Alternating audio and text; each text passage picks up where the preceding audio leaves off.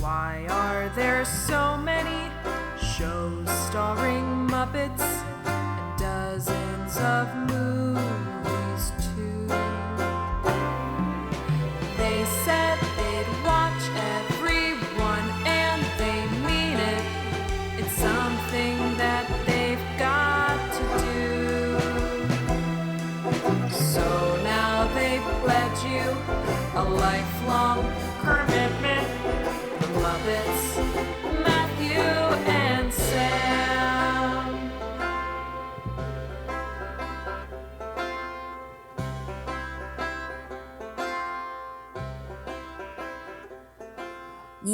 Welcome to Commitment, the podcast where two friends have vowed to watch all things Muppets. I'm Matthew Gatos. And I'm Sam Schultz. And this week we are wrapping up the Jim Henson Hour with its final episode, Food, along with a couple clips of Jim Henson and Michael Eisner making the deal that was supposed to bring the Muppets to Disney. And joining us to talk through the Jim Henson Hour and this pivotal era of Jim Henson's life is a very special returning guest. In fact, he was the very first guest we ever had on this podcast all the way back in July of 2021 in episode 17, I think it was. And what episode is this going to be? I think this is 204. That's right. Yeah. So, it's been a little bit. Yeah. But he is the acclaimed biographer behind books on Washington Irving, George Lucas, and Dr. Seuss, as well as his upcoming book, The Capitol, The Surprising Biography of an American Building. But listeners of this show will probably know him as the author of the definitive Jim Henson biography. We are thrilled to welcome back Brian J. Jones. Hey guys, we were talking just before we started. I cannot believe it's been 5 years. That is unbelievable. Yeah, I mean, sometimes I can't wrap my head around the fact that we've been doing this podcast for 5 years, let alone the fact that it's been almost 5 years since we had you on this podcast. Yeah, what a track record for you guys, just doing the work. Over 200 episodes. That's amazing. That's enough to go into syndication. Oh, yeah, that's a really good point. Come on, TNT, we call us up. TVS, yeah, the Superstation. Come on, Superstation. We both went Turner. Interesting. We were both like, who would be, a sucker? We could be on Nick at Night, maybe. It is great to have you back, Brian. And it's, I feel like you're catching us at a very different time in our podcast journey because we had no idea what the hell we were doing 17 episodes in. Part of that, not only were we sort of newer to this whole Muppet fandom, but we also, were very naive about how long this whole journey would be taking us. And I think if you had asked us then in that episode when we were talking about Muppet Show Sex and Violence, where we would be, about 4 or 5 years later, I'm guessing we wouldn't have said middle of 1989. We probably would have said... We would have cashed in already. We would have been working for Disney. Yeah, we're all caught up. We just, finished discussing the 2011 Muppets movie or whatever. And no, in fact, we are here in mid to late 1989. It's kind of wild. But these Muppets did a lot of things. So you got to talk about all of them. Constantly busy. A man in motion. But how have you been over the last, several years? The last 5 years. I have been really busy trying to get this latest book done. It was, this is the biggest gap I've ever had between published works. And it was just one of those that I had the idea. My editor said, let's do it. I started researching it and I was writer's blocked for more than a year. It took me the longest time. Fortunately, when you're writing nonfiction, you can just keep right on doing the research, which is great. So I didn't really lose time in a sense that way. It was letting me do a lot of reading, but boy, it was so hard to get those first words on the first page. So once that happened, then I think it was 3 years, which is about what it normally takes me to research and write a book. But it took me a long time to get started on this one. Do you feel like you learned enough that it unlocked what the story was and you could start doing it, or does that? I kind of knew what the story was going into because I had worked there. I'd worked in that building for a long time. And so I sort of knew its general story and what I was interested in because, when you're a congressional staffer, you learn how to do makeshift congressional, Capitol tours for people. But where I got really nervous about it, and I talked a little bit about this on my website, was, I talked to my agent about it and I was like, well, I said, I would love to do the subject, but I'm not, I'm a biographer. I'm not a historian. and I feel like I'm out of my lane. And he said, well, just treat this like a biography. Like the Capitals, is your main character, and just, treat it like you're writing their life. Which, oh, okay. Once I did that, that really sort of helped me crack it open. That wasn't the moment that I sat down and immediately started writing words on a page, but it really helped me sort of be less intimidated, I think, about starting it. And what's so great about this story is there's just so many cool, interesting, weird characters in it. And every single chapter has basically got two people going head to head in it. You've always got someone who's sort of the architect who's trying to get it done, and someone who's the superintendent who's trying to screw them in a way and leave their fingerprints on the building instead. So every chapter's got some conflict with these really interesting, characters, a lot of whom you will know. So it was a really fun project, but I love that it was my editor who titled it The Surprising Biography, which was a word I just loved, because I was just calling it something like Capital, an American biography. That was sort of my placeholder. So I'm really excited for people to get a hold of this. It's I turned it in literally last week. I mean, it's been it's been going through various edits, but it's now at the point where I was editing the galley sheets, which means that's what it looks like typeset. So I can't touch it ever again now. So it's officially out of my hands until you see it now, June 2nd, 2026 at a bookstore near you. That's got to feel good, right? It actually does. It was, it's Dr. Seuss's wife has this great quote where she said, he's miserable when he's writing and even more miserable when he's not. But I'm at the moment right now where I'm in sort of that blush of, okay, I don't have for right now, I don't have a project that's due. I can sit down and, watch television and catch up on stuff. And I literally sat down in front of the TV the other night and did not know what to do. I was like, I want to watch something. Yeah. I had no idea what to watch. I love equating that quote, one to you, trying to tackle, I'm sure, a section of the book about a huge dramatic historical event, to Dr. Seuss sitting there being like green eggs and what? Rhymes with turtle. For fuck's sake. There's no names that rhyme with turtle. Why did I pick sneech? What a weird word. Nothing rhymes with sneech. I know, you said you worked at the Capitol building and you had this idea for a while, but when did you start writing this book? So I think the first words went on the page in late 22, maybe. I sold the book in July of 21. And I think the first words finally went on the page, what is that, 16 months later? Something like that. It was the very end of 22 or early 23. So yeah, it took me a little bit to start. And so, and now here we are, 26 coming out. So 3 years is about the norm for me. It just took me a little bit to get kickstarted. And also after Seuss came out in 19, that was when, we sort of entered the dark ages for a little bit there. So it was and I had actually developed proposals for a couple of other projects that didn't really pick up any traction. One that I wrote a proposal, because I have never done, out of the creatives I've done, I haven't done a musician and I haven't done a comedian. And I actually made a serious run at Ringo, because I'm a huge Beatles fan, and Ringo actually has not been done. At least not well. And, Ringo says, well, no one's interested in anything but those 7 years. And I was writing him a letter going, no. Let's talk about Caveman. Come on. But he said no with peace and love. My agent actually knows Michael Stipe, so we kind of made a run at REM, and they said no. And then it turned out somebody was doing them too. I think it might even be Peter James Carlin, who's really good at this stuff. So I can, I'll concede my ground to him. So, that was looking for that. Everybody said I should do Bowie, because that would give me the trifecta, but someone was already doing Bowie. It may already have been out. And but the one I was really interested in was Lenny Bruce. And I was fascinated because he's another one who's sort of like the innovator who kicked the door in and sort of changed the way people thought about comedy, the way comedy worked. But it was one that, the more we thought about it, and I had to get it out of my system. I wrote what I thought was a beautiful, fantastic proposal on it just to kind of get it out of my system. But that one didn't really go anywhere either. I may not be the right guy for that one. But it's a fascinating subject. And again, sort of the guy who one comedian said, when you're the guy who kicks in the door, you take all the bullets first, which is definitely true with him. But sort of, was right there. His career was the way stand-up comedy looked for a long time, and he's the one who was right there changing the way we people did stand-up. So it was really fascinating to me just on that account alone, and then not to mention all the First Amendment issues and things like that. But anyway, I hope somebody else. He hasn't been done since I think 1972 or something like that. Oh wow, that's very surprising. So I hope somebody picks him up who can do him really well as well. How do the subjects of your books, obviously, there's some overlap obviously in the worlds of George Lucas and Jim Henson. But when you have Dr. Seuss and Washington Irving, like, I guess, how do those subjects stick with you once you've moved on from that book onto another subject? And are you still like every day thinking a lot about Washington Irving and Dr. Seuss and Jim Henson? Like, does that just stick with you forever? Or are you able to sort of compartmentalize and be like, my brain is on the Capitol now? No, they stay with you, which, I mean, and I'm really glad about that. Jim in particular is one that, I mean, I have people who ask me about him weekly. Mm-hmm. I get emails from people asking questions about him, and people, we want to do podcasts on it. So Jim is the one who's really sort of evergreen. Lucas, if there's a new Star Wars movie or Star Wars project, I tend to have people knock on the door who want to talk Lucas.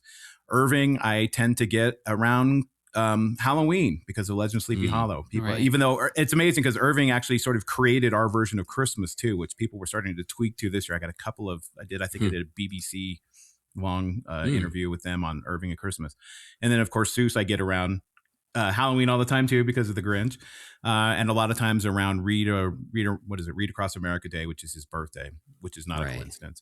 So I'm just glad I have subjects people still love to talk about, and I love to still talk about them. Every once in a while, when somebody wanted to talk about something with Irving, that book came out in 2008, so I had to go back and read part of it again to remember what I had talked about in some of it. So I still have the big picture, but somebody wanted to talk detail, and I was like, I am not in a headset space to talk detail on Irving right now. I need to go back and read that. But they stay with you, and you can't see it behind me, even just here on our podcast. But to the right of my desk here, I have a big Sleepy Hollow poster still hanging up. I have a Star Wars poster. So, my bookshelf is filled with photos of Jim and Dr. Seuss, and so they're subjects that I'm really pleased to be part of. And I'm pretty sure that when I die, the first line of my my obituary will say Jim Henson biographer Brian J. Jones, and I'm actually totally fine with that. So Are there two guys who do a Dr. Seuss podcast bugging you to come on their podcast? There's no underground Seuss network for the most part. No, Seuss doesn't have the sort of fan base that Jim and Lucas sort of do. Though, I mean, I don't know. It's interesting. Star Wars probably has more podcasts than Muppets do, but Muppets are a lot more intense intense in a good way. I mean, like they're much more deeper drills, and they tend to talk a lot about Jim as well, which is where I can be a help. Star Wars, they talk a lot about his projects, and I'm okay on some of those, but not all of them. I mean, I loved Andor, and I actually have loved all the Disney stuff, but I haven't watched all of I think Rebels or anything like that. So some of the content I'm just not great on. Jim, for the most part, I'm pretty good on content that at least is in Jim's lifetime. And I can always be helpful with Jim, but when you get post Jim, and I'm not quite as good, although I can do Christmas Carol and I think Treasure Island, but I'm not as great on some of the. You got to do Christmas Carol. Absolutely. It's lucrative right now. It's absolutely. Yeah, absolutely. Are you going to watch the new special? Oh, heck yeah. I have high. It looks really good from what I've seen so far. Yeah. And I'm not one of those people who's like anti Seth Rogen. I like Seth Rogen. I like Seth Rogen. So I'm kind of excited about this. I think people who don't like him are just like confused. They like don't know who they're talking about or something. Yeah, I mean, look at him. Picture the Stoner in Pineapple Express, and like that guy's making Muppets, and it's like he's done a lot more than just look at the studio, roles. like kicking ass at the Emmys and stuff. Like the guy's actually kind of burnt. Like Jason Segel's another one of those guys. Just keep writing stuff like Shrinking. Like he's amazing. So talented. Totally. Like he's really Isn't it interesting that the Muppets tends to attract really talented people to want to be involved with them? Yeah, this episode actually will come out right after our episode about that special because just the way scheduling works. And so, people at this point will know our thoughts on that special. They'll find out whether we tanked it or not. Yeah. You guys had high hopes. Well, joke's on you. Yeah, no, hopefully we called it right. Yeah. Since we last spoke with you, a couple things in the Jim Henson world have happened. One, the documentary Idea Man came out, as well as the SNL movie Saturday Night. And I was curious, if you had any thoughts on either of those, if you checked them out, if you, I think there's part of the Saturday Night movie that felt like it was probably pulling from your book and then extrapolating quite a bit on some of the stories that were told in your book. So I was just kind of curious if you check those out. And your Saturday thoughts. Night, I actually have not seen yet. It's one of those things on my list of things to do now that I'm done writing that I intend to sit down and catch that one. So I haven't had a chance to see that one yet. I've heard sort of the general rumblings and fandom about it, but I haven't watched it yet. So I can't check in with my opinion. I can only sum up other people's. Idea Man, I thought was great. speaking sort of modestly, it didn't seem to me to forge a lot of new ground, but I think for the casual Muppet fan, it or people who didn't know anything about Jim, I think it was probably very eye opening. A lot of those, I think Cycly is one of those projects I think that just blows people away. So, I'm always glad to see more stuff out there turning people on to Jim and his work. So I thought Idea Man was fantastic for what we needed it to be. I really liked it. Yeah, it is interesting to be in the position that, obviously you're in this deep research world of knowing so much about Jim Henson. And then we're in this world where we've watched pretty much literally everything there is to watch of this man's, lifetime of working with the Muppets. And so when you watch something like that, it's very easy to be like, yeah, I know this stuff. This isn't news to me.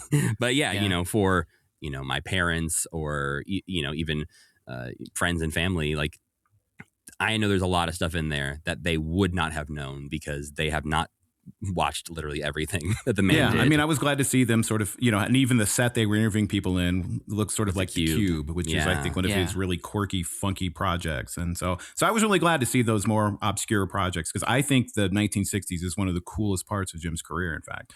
So I was really glad to see them focus on some of the work out of that era as well. So again, I thought Idea Man was fine. I really enjoyed it. I'm really interested to hear what you think about Jim Henson Hour because I like the 60s was like he was doing like art all the time, and now it feels like he wants to get back to, I don't know, it feels like he doesn't think he is and he wants to get back to there, and he's just like, it's such an interesting project because there are glimmers of like, this is the Cube again, or like I'm trying to get back here, but yeah, the 60s is unmatched, I think, as far as we've watched of just like pew pew, just like things shooting out of his brain that are so pure and iconic, and I don't know. And a lot of stuff that doesn't have Muppets in it at all, which I think, and we'll talk more about it, but like Jim Henson Hour, you kind of get that a little bit with the way they package it together. But well, and we still look back on so many of the 60s things. Like when, if you ask me and Sam to list our favorite Muppets,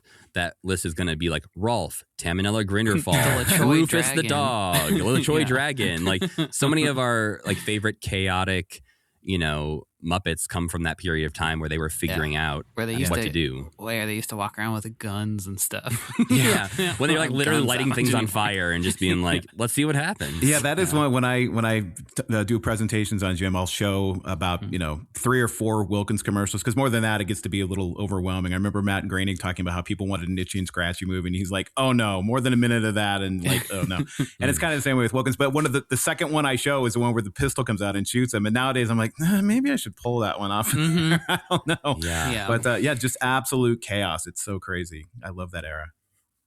Well, what is your familiarity with the Jim Henson Hour? Like this period of Jim's work, obviously, I'm sure you did a lot of research because this is near his death. But going into watching this episode for this week, have you seen this before? How many times did you watch the show when it was on? No, I did not watch it when it was on. It was, it was kind of indicative of the way it was treated by the network. I don't remember being able to find it even at the time. What did they run? 9 episodes, something like that? I think I think they maybe aired 7 or 8. I just remember in the regular it time slots, and then they shifted it seemed like around. It was constantly being bumped.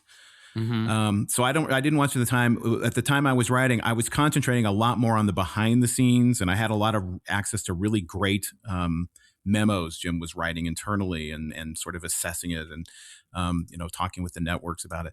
So I didn't get to watch all of the episodes when I was writing it even. And at that time, I think I had a disc from Karen Falk, from the archivist at Henson, that had them on. I think that was back in 2009 or whatever. I think that might have been the only way you could actually see a lot of them. So part of it was, if I've seen them, I'm not going to claim to have watched them all. I haven't seen them all. And so this was my first time on this one in particular. I don't remember watching this one at all.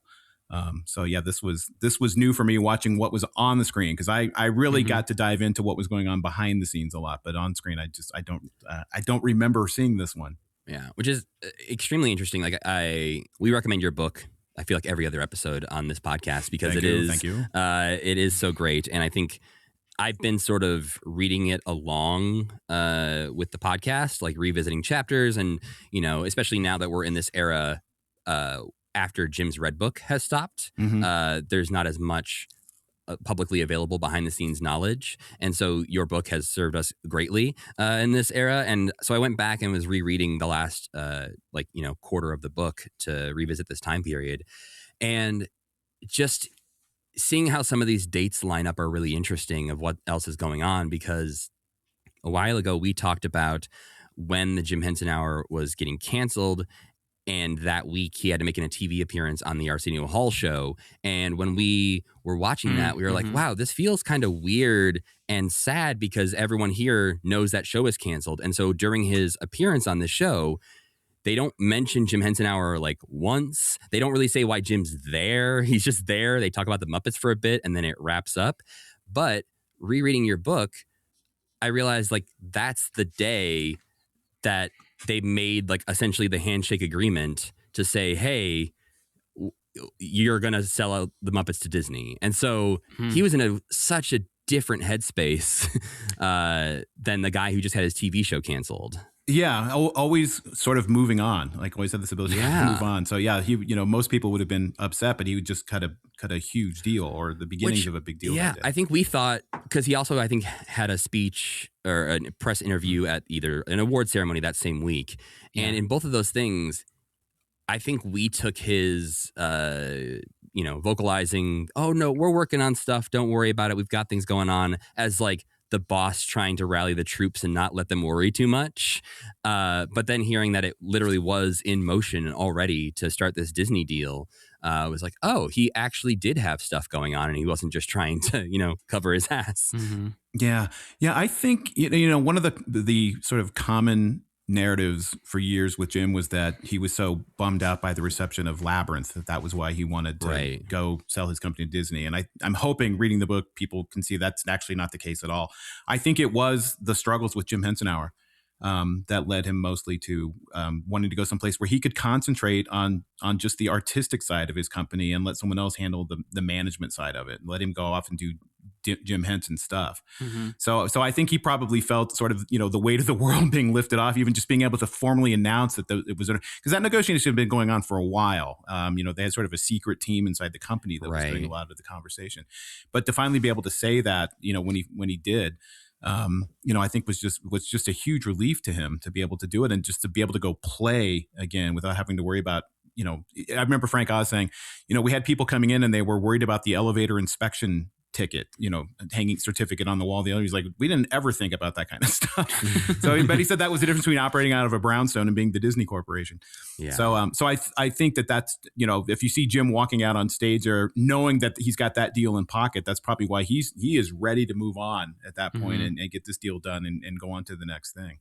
He always had that ability to move on. Jerry Joel talks about that. He was always ready to move on. It's why you take the biggest show in the world off after 5 years. You're ready to move on. Yeah. One thing, like kind of on that note that we have noticed is that he really maybe can't move on from the idea of a bunch of Muppets running a television station, because Sam and Friends is almost like the same. It's like the same concept as Muppet Television, where it's like these little guys running amok. So it does, I don't know, I think in some ways he's just like, he's got this idea stuck in his head, and then he tried it with Jim Henson Hour, and then it was kind of like, it didn't really work. Yeah, so. I mean, if you go back and look at the original proposals or the pitches he was doing for, what eventually evolved into Jim Henson Hour, it was that, LED TV, LED-free TV, INTV, all those different versions. Mm-hmm. And I think part of it was him, once again, Jim's relationship with TV. Jim loves television. Yeah. And this is the time of like public access, and all these crazy channels with people doing crazy stuff. It's kind of what inspired Wayne's World on SNL. It was like, is this, cable channel 10. And I think Jim loved the idea of all these crazy television stations. So the initial idea was a guest star would get sucked into the TV and then have to kind of work their way up by going through all these crazy setups. What's great is like, it doesn't have to have any cohesion because you've changed the channel. And moved into a different format, a different genre. But I think that, really reflects Jim's love of TV more than anything else. And it's why you can see him struggling even in those early Muppet pilots. Like, where does this take place? Like once you get behind the scenes, well, it comes together a little bit more in Sex and Violence because you're clearly in a TV studio by that point. Mm-hmm. Yeah. And then Muppet Show, it's behind the scenes in a theater, but I mean, it's still Jim loves that sort of conceit. So I think for the Jim Henson Hour, had he been allowed to do it the way he'd originally proposed it, which was every week would be a different kind of show. One week it would be the storyteller. One week it would be something like the Sesame Street documentary. Another week it would be the Muppets Inner Tube, LED free TV, Ion TV, whatever it was, something that was just involving the Muppets. Mm-hmm. If he could have done it that way, more like Walt Disney Presents, I think it would have held together better. But it was, it was the network being very impatient with it and saying, we love this idea, mash them all together, which I think was part of the problem, and that was, I called that chapter a kind of, I think it's a quote from Jerry Joel, a certain kind of craziness. Mm-hmm. Because, Jerry Joel just said we couldn't figure out how to hold it together. And even episodes where, watch the one we're going to talk about is, I got to the end, I was like, who was writing this? Yeah. And you get to the end and it's kind of all the right people. Uh-huh. We have been perplexed by that as well, because it does. But it's just the setup I think flummoxed them on this. Mm-hmm. Yeah, I think reading it, it's one of those things where rereading your book, obviously I had read it before we did this podcast, so some of it was already in my head, but rereading it after watching some of the Jim Henson Hour, it was interesting, not to say we are right, but to hear the people who worked on it and worked around it talk about it in very similar ways that we've talked about it on this podcast, where it's like this idea that they were trying to make this thing where they brought together all of Jim's best ideas, and it turned out to just sort of be a mess of all of his kind of ideas, and they could never really figure it out. They say that, I think at one point, I think Jim says, if they had only given us more seasons or something, we could have figured this thing out. Yeah. But that just wasn't the era that TV was in. It wasn't as forgiving as it had been in the 70s. Yeah, that was the luxury he had with the Muppet Show, was they were willing to give it time and give it another season. And I've actually argued that had they been able to do that with the Muppets reboot, the one that was very much like The Office, that might have gotten 5 seasons out of it, because they were sort of, I think to the point where they were like, you're canceled. They were like, great. And it was a free for all. And they started to find their footing at that point. Yeah. And I think if they'd given that show more time, they might have been able to right the ship. Because Bill Barrett is so funny in that show. Well, and we found this with Jim Henson Hour too, that obviously they didn't know, what was airing when, or when they were getting canceled, obviously, when they were making this.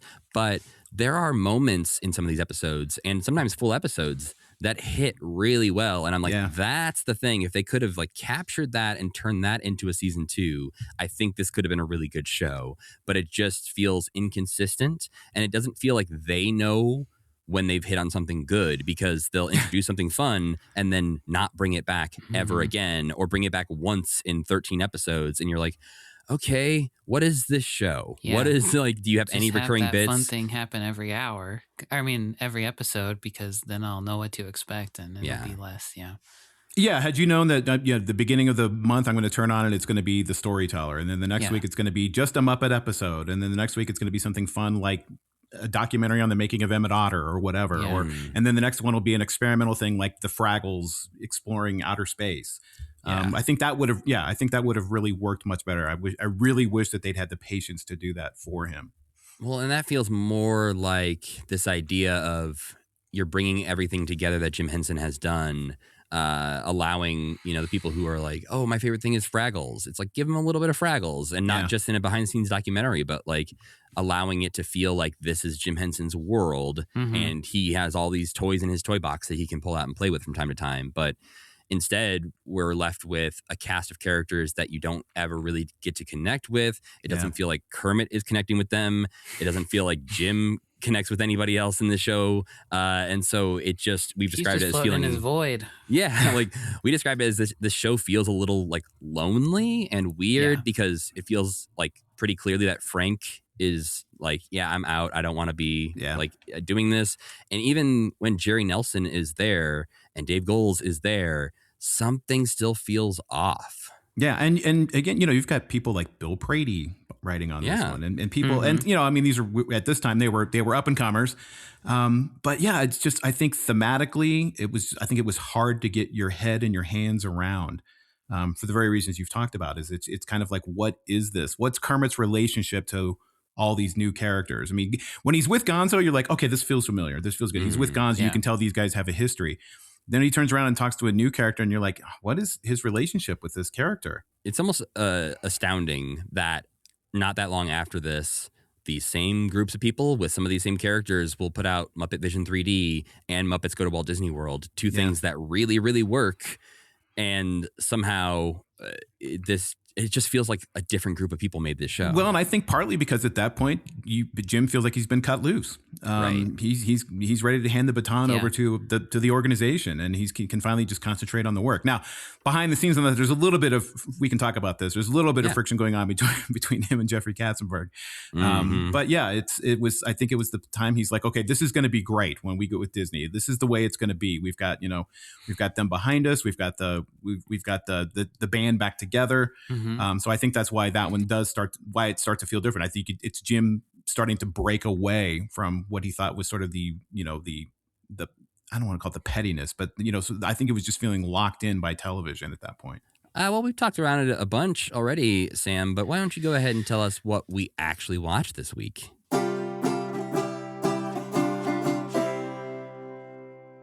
We watched the Jim Henson Hour episode titled Food, which did not air at all during the original run of the Jim Henson Hour, but did air on CBC on June 12th, 1991. Allegedly. Is that true, Matt? There's been some inconsistencies in Muppet Wiki's reporting, and with a lot of this, it really is trusting one newspaper clipping or one person's memory. One Canadian there's not guy who's like, I think that they played that. Yeah, I think it was a June. So this never aired in the U.S.? I don't believe so. I think Wow. the last 3, 4, 5 Jim Henson Hours either never aired in the U.S. or were cut down into just a special on Nickelodeon, or were cut down to a half-hour version aired somewhere else. So, okay, I wasn't sure if post Jim, if somebody finally aired them someplace or not. Yeah. I think it was the first, and I could look up, but why? I think it's the first 6 or 7 actually aired in the U.S. The first 5 aired back to back to back like they were supposed to, aside from the last one, which is the one they tried on a Sunday night and got the worst ratings ever. And so after that, I think it was 2 or 3 more that they decided to burn off in that summer. And then after that, they were just like, okay, these last 3 can just, stay in the can. Yeah. But some of them did end up airing elsewhere later on. I'm guessing through licensing deals. Someone was like, hey, you got some more Muppet Show for us? And they're like, well, we have Secrets of the Muppets. And they're like, good enough. The Muppet television segment begins with a performance from the house band, but when it's over, the band decides that they want to stay and hang out in the control room. And what's worse, they're all hungry. So Kermit calls down to his favorite deli to put in an increasingly complicated lunch order while the band gets rowdy. Also, Waldo has a classic Muppet feels left out of the fun and sad until he has a starring role in the big finale storyline. The second half of the hour is the final episode of the original incarnation of the Storyteller, called The 3 Ravens. A queen dies and her king is very sad and alone until he's seduced by a wicked witch who wants his kingdom and his wealth. The witch tries in secret to kill the king's 3 sons and his daughter, but the king takes his children away to a hidden cottage to be safe from all of the peril that seems to be befalling them as of late. The witch eventually tracks the kids down and turns his sons into ravens. The princess escapes and learns that the spell can be broken if she stays silent for 3 years, 3 months, 3 weeks, and 3 days. She starts her vow of silence and quickly meets a prince who falls in love with her and marries her. When they return to his castle, the princess is horrified to see that the princess's father has also married that same witch and that her own father has been murdered. But she can't say anything. The princess starts having babies and they start disappearing due to the witch. When 3 of her babies have vanished, the princess is accused of witchcraft and is to be burned. But before she is, the time limit of her vow of silence ends. Her brothers turn back into humans. They light the witch on fire. Her babies are found alive and well, literally in a well. And everything's looking pretty good for the princess from then on out. We also watched a couple clips from the August 28th, 1989 edition of Good Morning America discussing the sale of the Jim Henson Company to Disney. At this point, and this report seems to indicate that the sale is all but done, and we even see it being celebrated at an event at Disney MGM Studios. Yeah, just a note, the clips we watched weren't actually from Good Morning America. They were just from local news reports. But the main thing, like the big celebration, was featured on Good Morning America. And that's what a lot of these clips are sort of that celebration. So I could not find the actual Good Morning America clip. Yeah, so I guess discussing sort of briefly this Disney announcement, I think as Sam mentioned, it does feel like, you're going to make a big public display at MGM Studios. It feels pretty official that you're going to go out there and say, we're doing this together. Disney's buying the Muppets. We're going to make some attractions together. But as diehard Muppet fans know, that is not what actually ended up happening. And Disney did not end up buying the Muppets until the early 2000s. And there's this is a really interesting part of Brian's book, talking through all the negotiations and everything of this. And I think, you look at this and you're like, oh, what happened? And from my reading of it, it seems like negotiations were dragging on so long. There was a lot of hard sticking points with Jeffrey Katzenberg and Michael Eisner. And it eventually, once Jim dies, just sort of falls apart. Is that how you would describe it, Brian? Yeah, Jim had really high hopes for that relationship, which I think is why they got out in front of it and publicly announced it. And Jim started doing work for Disney, started doing, the Muppet Vision 3D without really having a formal agreement locked down, without having anything in place. It was Jim's optimism, his ridiculous optimism, as you want to say, that they were going to get that deal done. And it's because he had a really good long-term relationship with Michael Eisner. Eisner, remembers, the one who greenlit the first Muppet pilots for ABC, 20 years, or well, not at that point, 15 years before. Yeah. So, he really had a lot of confidence in Eisner. And that was, even his agent, Bernie Brillstein, just kept saying, keep talking to Eisner. When this gets rough, just keep talking with Eisner. And they didn't have an agreement. That was all part of what they were doing, which is, I called that chapter so much on a handshake, because he and Eisner had shaken hands. And to Jim, that was enough. He had given his word they were going to get this done. So again, I think that's why you see them standing there together in Disney MGM at that time, and making this announcement and having the walkabouts with Kermit and Miss Piggy. And, I think he says something like, Miss Piggy's or Mickey's going to have a sibling and he needs to get used to it. And so Jim had a lot of optimism and high hopes for that relationship and for that deal to get cut. And I think, despite everything that was going on, really thought they could get it done. And again, as Brillstein said, just keep talking with Eisner. He and Jeffrey Katzenberg really went round and round. And part of the issue with that was, Katzenberg, who I know the Hensons had a great relationship after Jim died and had done some projects with him. But at the time, Katzenberg didn't quite really get it. He was really interested in acquiring that IP and didn't necessarily understand that if you bought the Muppets, you weren't buying the toy box of puppets. You had to make sure you took care of performers, and you had to have a plan for training performers and recruiting performers and understanding what performers do. And I'm not sure Katzenberg really appreciated that. I think he was like, look, we're going to buy the Muppets. And Jim kept saying, if you buy the Muppets, you have to take care of Frank Oz. You have to take care of Jerry Nelson. You have to take care of Louise Gold. You have to take care of these people, because it takes a long time to develop these characters. You can't just stick Kermit on the end of a 20-year-old college student's arm and expect them to perform Kermit. That's not the way this is going to work. And so Jim really wanted to be involved in the training and hiring side of that. Even had he handed a clean handoff of the company off, he really still wanted to be involved with that side of the equation. So that was one of his big frustrations. The other big frustration he had, and it was with not just Katzenberg, with a lot of the suits inside of Disney, was, when he was directing and putting together Muppet Vision, they really tried to nickel and dime him. And he wrote a memo that I don't think he ever sent, but basically said, look, if I need to constantly justify my value to this company, this is not a relationship we need to have. I don't believe he ever sent that memo. And I think just writing it got it out of his system. But, there was some frustration there with Disney that they didn't quite understand what they had with him, and that this is hard and it's going to cost you money, but it's going to be worth it. And I think we have seen with Muppet Vision 3D how much that was worth it. Yeah. So there were a number of frustrations on Jim's part going on into that agreement. I still think he was very optimistic and had high hopes for it. I think he really wanted to take the business side of managing the company off his own back. One of the big conversations they were having was, first of all, how long would it last? Would he be able to walk away at some point. And Jerry Joel, I think, thought that he was going to be able to do that. He might have an exclusive only deal with Disney for 10 years or something and then would walk away. Mm-hmm. The other thing is Jim really wanted sort of his own production company within Disney to do his own thing. And so that hadn't been hashed out yet, but that was one of the big, it wasn't even necessarily a sticking point, but it was something that was really important to Jim. So I think the two things that were really kind of, bogging down that discussion was taking care of those performers and also that independent production company. So if it wasn't going to be his own production company from the beginning, like what part of the company would they have gotten rolled into? Well, we don't know. And I think, the lessons that Disney learned from negotiating to try to acquire Jim's company at that time, I think really informed how they proceeded moving forward with acquiring other companies later. I mean, I think they did learn that you don't hire Jim Henson and dismantle the Henson company. Right. I think the way they were negotiating with Jim and treating Jim and how they were approaching that relationship, it really informed how they acquired Lucasfilm, which is you keep the company sort of intact. You soak it up. They did it with Pixar as well.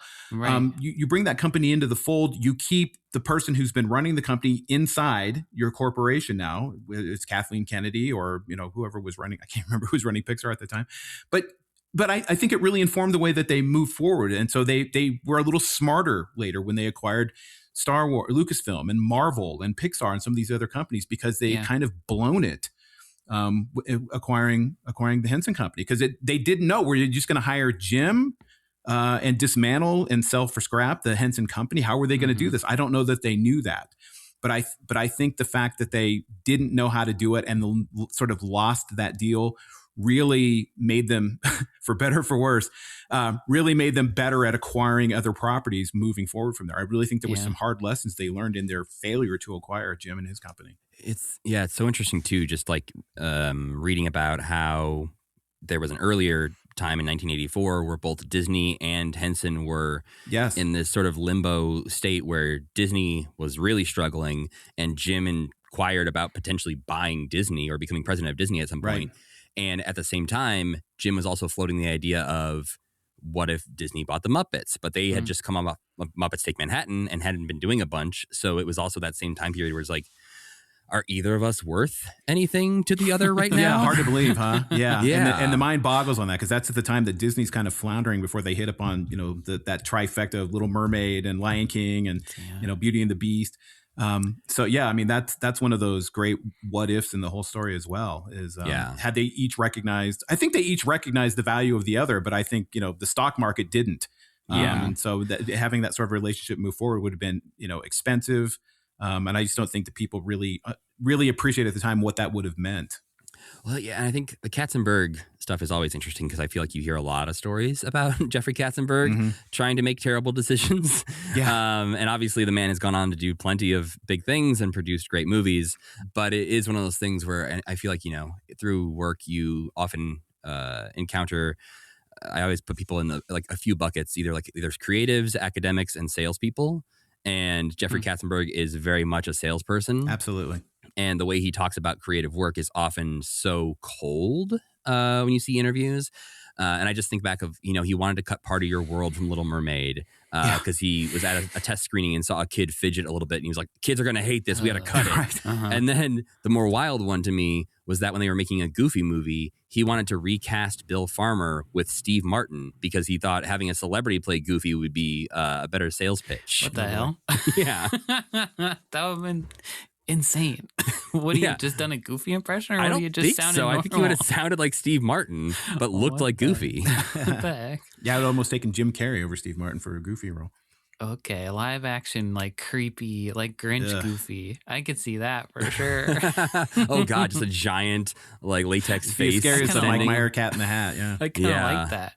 Yeah, Jim Henson wouldn't have demolished Dino Land USA if he owned Disney. That would still be here.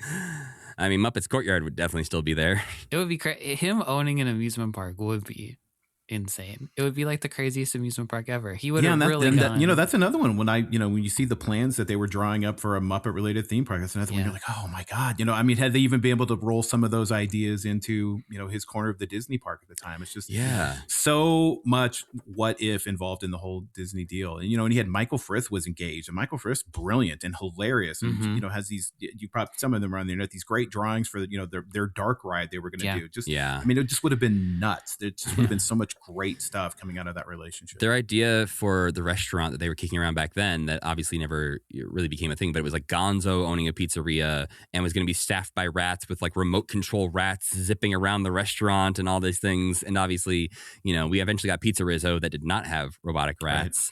Right. But the ideas just for that restaurant alone are so insane. You read through them, you're like, I would have loved to see you try to pull this off. I don't know that you ever could have, but I would have liked to see you try. Now, it does make me wonder, pulling back to the Jim Henson Hour, like some of that was inspired by the sequence in this one where with Links in the restaurant, it's being run by rats and cockroaches. And that goes all the way back even to Muppets Take Manhattan too. True, where he's got the rats in the kitchen there. So I think it's just one of those ideas again where I think it's something that tickles him. Yeah.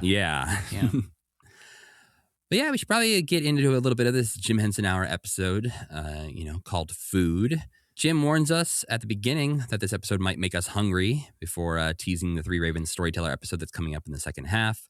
Gonna be honest with y'all, I forgot until the very end when all the food arrives that this was supposed to be about food or make me hungry. Oh, I feel like they mentioned food so much. Everybody's eating everybody. I was so focused on the band and them taking over the control center, I kind of forgot that the hook of this thing was about food, even with Link being a food reviewer and the Let's Eat commercial. Like, if any of the Jim Henson Hours are actually sticking to a solid theme, it is this one. Yeah. And somehow I still forgot it. But it's I'll give them credit. They do stick to the theme in this episode, and I think they at least have a sort of backstage plot in the control room. They got like 2 plot lines they successfully pull off. It's yeah. amazing, yeah. And then we've got oh my god! All of a sudden, you're gonna have to help me out. The CGI character, help me out. Oh, Waldo. Waldo, thank you. My God, edit me so I sound cool that I didn't forget that. You've got the plot with Waldo, who's worried about the ratings, which doesn't really go anywhere.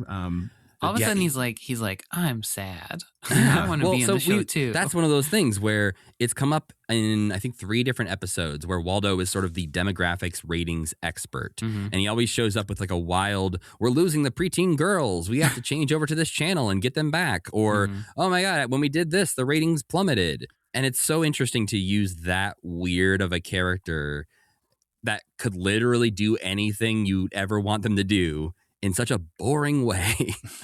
Well, it's a Gonzo storyline. Gonzo used to always be sad because people wouldn't let him do stuff. I thought it was all right. To be fair, that's my favorite Waldo thing, I think, from the Jim Henson Hour, is him trying to pitch this Sheriff Hamlet idea. Yeah, I thought that was really fun. I thought that was great. Especially when Kermit says, well, we're going to get the Scandinavian audience, but I'm going to do the Swedish chef instead of your Danish cowboy. And Waldo just under his breath is like, we don't feed their souls, we pump their stomachs. Yeah, he's a suffering art. I mean, he kind of is just a Gonzo ripoff in this one, I guess.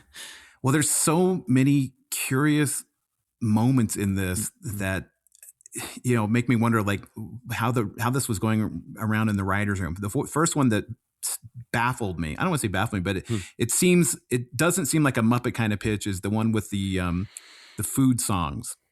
Like that seems like it almost felt to me like an SCTV type vibe almost. Where you're making fun of the old K-Tel ads. It had such a strange feel to it. Yeah, the infomercial with the with the food related songs. There's a commercial for an album essentially called Let's Eat, and it's like anyone who grew up in 80s, 90s watching television, you saw a lot of these kinds of commercials for rock ballads. Yeah, monster anthems. Yeah. We all know like 10 seconds of dozens and dozens of songs. Yes, right. Yes. I feel like the animal crackers in my soup. You know from how the Shirley Temple ads. I probably think about that every day of my life.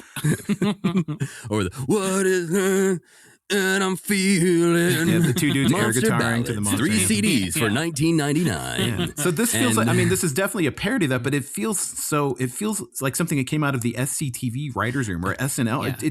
It's such there's something about it that's just off. It's such an interesting, weird vibe to it. It absolutely. I do think some of these are some of the best jokes they've ever had on Jim Henson Hour. Just like from a economy of words point of view, whereas some of the other song titles on here are some of the worst puns they've ever made. And I think this feels like, hey, everyone, let's take a half hour from doing the actual show. And what if we just made up food songs? And they wrote this long list and they said, all right, how do we make this productive?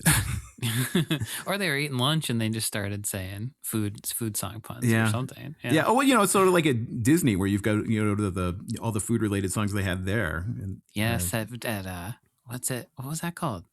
Kitchen Cabaret. Yeah, we had like Ice-T singing and so, yeah. I love that. But it just reads very much to me like a Mad Magazine piece almost. I don't know. It's so all over the place because it starts off with Gouda lovin', cheese release me. And I was like, all right, those are all right. And then the third one is stop in the name of fruit. And I was like, well, that is nothing. Yeah, they just dropped in a name of a food. Yeah.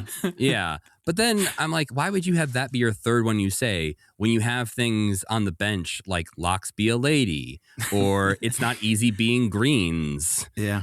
Or Hey Food that like they can't quite make sound like the Beatles song because you can't pay the royalties, but it's close. Yeah.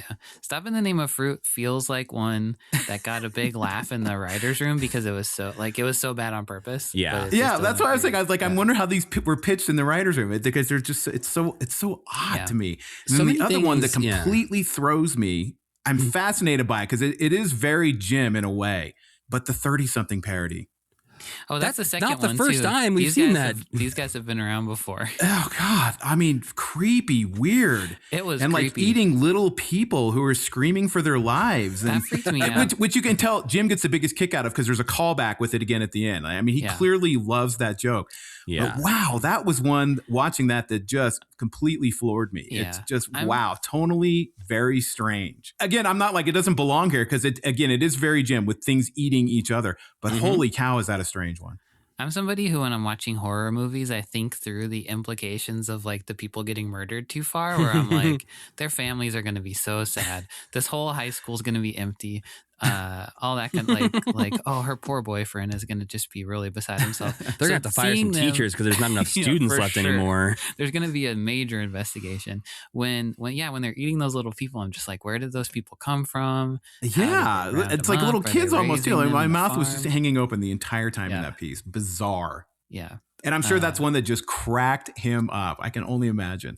It is cool from a puppet perspective. Yeah. Like, it is an interesting and beautifully built. Like the creatures are beautifully built and, exquisitely performed, but holy smoke. Just one of those that really takes you out of the moment almost. It's like you've dropped a horror movie right in the middle of this thing. Yeah, I almost feel like Faz Fazakis must have taken apart one of those wind-up crawling toy soldiers. Army men that go, that like when you wind them up, they crawl like this because it had that sort of movement to it, even when you weren't. At the end, isn't Jim winding it up at the end? Oh, did he wind it? I think you can see Jim at the end winding it up. Yeah, you can hear the gears too. It may very well be that they just adapted one of those things. Yeah, okay, that makes sense. Yeah, it's just the quality on these are not great because they've been released to the internet through tape trades over the last 40 years like or whatever. Kinescopes. You're like filming the TV screen. Yeah. And this one specifically has some awkward cuts because you can tell it was taped off of TV. And so thankfully, I think we don't miss much. I think we may be missing a cold open or something like that. But there's a couple of like throwing to commercial and coming back from commercials that are a little rough, but it's hard to know what we're missing because again, these things don't really air a lot. And thankfully, this is just saved by people who were willing to send VHSs through the mail to each other in the 90s. Yeah. But I do think all the rest of them have had a cold open in Muppet Central that we haven't seen here. It is interesting how 90s this does feel. I mean, from the opening credits, the way Jim's dressed, to kind of just it's got a very 90s feel to it, which is kind of cool, but shockingly so. Yeah, I've always loved the aesthetic of 90s educational software. And that room he's standing in is just like, I want to click all around and find all the secrets that are in this room. Yeah. And the music, sort of the syntho music the whole time. And I got kind of sad because this is the last time we're going to hear it. Yeah. And it was kind of like, maybe I'm going to miss this show. Because I think this it's obvious, but the more the Muppet television things lean into just being the Muppet Show, the better that they usually are. And this literally, like, this could have just been an episode of the Muppet Show. With no Usually guest they're star. with no guest star. Yeah. Usually they're a little more in focus than this, and they just haven't been like as funny. Even though this wasn't that funny, it was still like trying. It was like pretty close to funny. But this one was Solid just, like, review. I could Pretty see, close to funny. Put it in quotes I on can the box. see the band in the back of the Muppet Theater being like, "We want craft services, Frog. You better give us craft services." And then he has to kind of like figure that out. And But somebody's Sam, sad. Yeah, the same thing we've run into so many times. Like, imagine the same plot, but that's the Electric Mayhem. yeah, totally. And in this It's- at this it's point, better. the band. Every time we see this band, Brian, the one of the members has been replaced by another member of the Electric Mayhem. And not in a funny Spinal Tap kind of way, just in a like, oh, yeah, they don't think that character had it anymore, so Yeah. Animal and Zoot are here now. Yeah. Yeah. Yeah, or just like we ripped that other band member puppet apart because we had to build something else. So I guess we'll just get, but Animal's never been in this band. Zoot has never been in this band, but Animal's never been on this show, I don't think.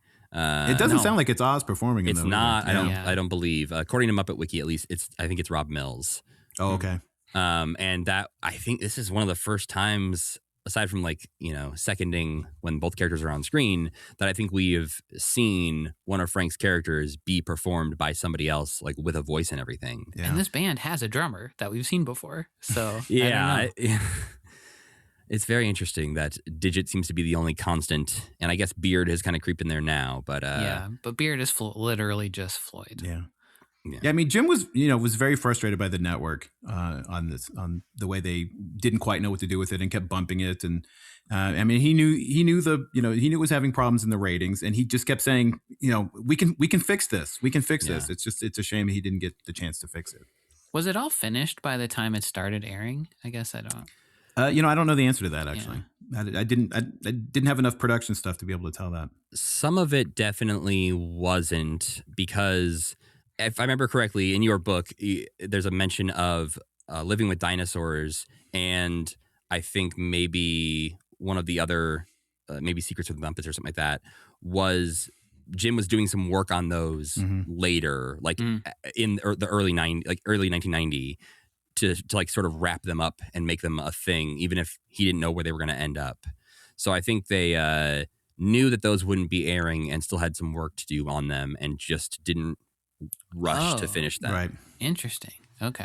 Whether that was making different cuts and stuff, because this, like, a lot of this show aired as the Jim Henson Show, I believe, in Canada, cut down to a 30-minute version of the show, I think usually removing the storyteller. So I think there's probably some work going on at Henson that is not anyone's top priority, of re-editing things for licensing or VHS or different markets. Right. But I think I'm curious, part of the reason we wanted to have you back, especially for this, period of time, is because we're, coming up in a very interesting little era here. We don't have that long between sort of this late summer that we're in right now, 1989, and Jim Henson's death. And I'm sort of curious, when you were working on your book, who you talked to about this era that felt like you learned the most from, or had the most, insight into what Jim was really focused on and thinking about at this time in his career. Yeah, I had access to these really great archival interviews that hadn't been made public with Jerry Jewell. In fact, I think that's where the main quote, "the kind of craziness," came from, was one of those interviews with him he'd sat for.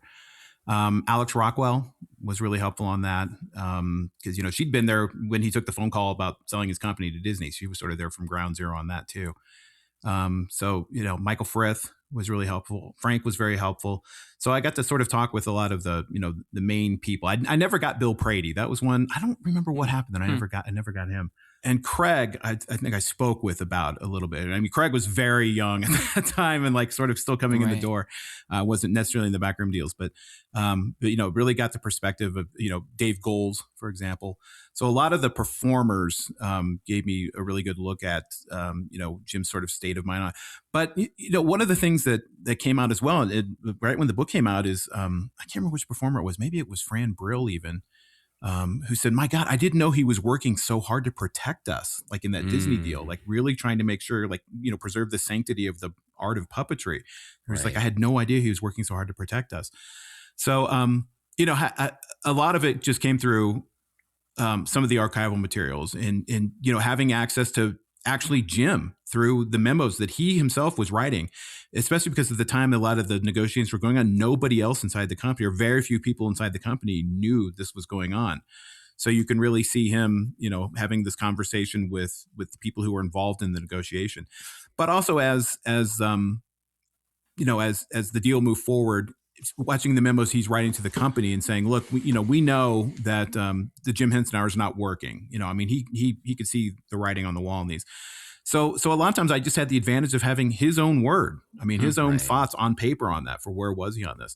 But again, it was a lot of folks the archival interviews with Jerry Jewell are hugely helpful because he was sort of removed from the process. He was writing, out in California a lot of the times, and he faxing stuff in and emailing. Oh my gosh, what a technology. I love looking at his old screenplays because he's got he's printing them out. Hang on a second, I'm gonna show you one. He's printing them out on Macintosh, and I love looking at these things and being like, I know that font. Guess what? I'm gonna show you here, guys. Oh no, you're gonna make us so jealous. So there's the proposal for the cheapest Muppet movie ever made. I knew it. No. Cheapest Muppet movie ever made, but printed out like in Macintosh font. I mean, look at that thing. Right. Now just hold it still for 2 hours. No screenshots, folks. No screenshots. So Jerry's out working really hard on this as well, and he's engaged in it, and Brillstein's engaged. So, but I think the best answer I feel that is fortunately I had a lot of access to Jim's own thoughts as well, just through his own internal memos. That's one of the great things about having access to those archives and turning, as Robert Caro calls it, turning every page. Flipping stuff over. What's he writing on the back? What's he sending inside? What's he not telling people? Would the most expensive Muppet movie ever made have been cheapest? A good movie? Yeah, I would have. Ugh. Yeah, what I've got is it's a film treatment. It's from 1987. But in the archives, I didn't make copies of it. There's like some rough storyboards and things like that too. You can see why they were very excited about it, and why Oz was excited about it too. So yeah, that sounds great. It is. Yeah, it is crazy. I mean, I love how like it was going to require them to try to get Meryl Streep, and it's very funny. Yeah, that's one of those things that, again, rereading your book is interesting to get to that section, and you hear them being excited about the cheapest Muppet movie ever made. You hear Jim in some interviews around this time alluding to the fact that they have a movie they want to make in 1989, and then you start to get into these Disney negotiations, and it's getting later and later in 1989, and you're like, I know they don't make this movie, and I know, it's basically hung up in these negotiations where Jim has this idea that once they finally make the Disney deal, they're gonna make this movie, and then all of that falls apart, obviously, once he dies. Yeah, and Oz you guys probably know this. Like Oz had really tried to do it at Disney. Yeah, at one part, and was, I think, kind of patted on the head and said, "We'll take it from here," and that really left a bad taste in his mouth. But yeah. This is like total speculation or like projecting on my part, but I think about Jerry Jewell so much when we watch this stuff because it feels like the first time that I can feel him being like off balance or like out of control a little bit, like he just, especially I think on coming off of Fraggle Rock where it's so like tight and we've talked to people about like his influence on Fraggle Rock, and he just like always had the right answer. But with this, it must have been so frustrating to like not. Well, I mean, partly something like Fraggle Rock, they before they even started that show, they had a show Bible. Yeah, totally. He and Frith and Jocelyn Stevenson. I mean, they clearly knew what they were doing with Fraggle Rock before they even started filming one frame of film. Yeah. This was a I mean, it was sort of it was sort of Jim doing what he was doing. Wouldn't it be great if? And I think Jerry understood that, but I think the fact that the network themselves imposed on Jim a structure that he didn't understand, that Jerry didn't quite understand, and found it very frustrating. Because, as we said at the beginning of this, when I was watching this, I was like, who is writing this? And when you see the credits, it is all the right people. Yeah, it's got Larry Merkin and Jerry Jewell and all those folks that you're like, I know you've created some of the best things I've ever watched. Yeah, it's the old gang. I think they were just as flustered by what the network had imposed as anybody was. Yeah. But you're right. I mean, as I was saying, some of the humor in there feels very rushed to me. It feels very very Mad Magazine to me. It's like, oh, this is hilarious, and it is. But what's it doing in the context of the show? It was sort of like when Jerry Jewell comes into the Muppet Show, he's like, at the dance, hilarious, get rid of it. Yeah, it's not advancing character. It's not advancing plot. It's just gags. We've had moments throughout this that you can feel that it's the first thought, best thought mentality of like, we just need to get this out. And so you thought of a joke. That's the joke in the thing. Or you write in the script, Kermit says something funny, and then you come back to it later. You're like, we didn't think of anything for that. We didn't call that, or we didn't call that back. Yeah, that could have actually been a springboard for something else, for something in the plot. There's literally like moments that I think that some of the most egregious moments that we've talked about many times in this show, but I feel worth sharing with you here, Brian, is there's a moment in one of the early episodes that there's a sketch that happens. I don't remember what sketch. And then the whole concept of the show is Kermit's supposed to be picking out the best things from every satellite feed in the entire world for us to watch. That was the setup, yeah. Yeah, and in one of these episodes, there's a sketch that kind of falls flat, and when it ends, Kermit turns to no one and just goes, now what? And I'm like, so crazy. That you should not be thinking that. You should not say that in your television show. And the fact that there is no music or laugh track throughout this, it just is Kermit speaking to the void, wondering what the hell to do. He said, like, that was funny before. It's like, okay, I guess if you say so.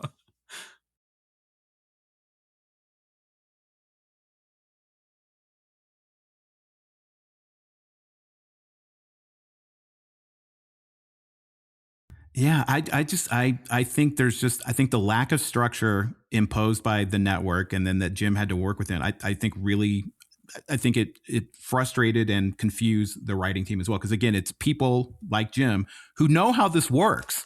Yeah. And who know how the Muppets work.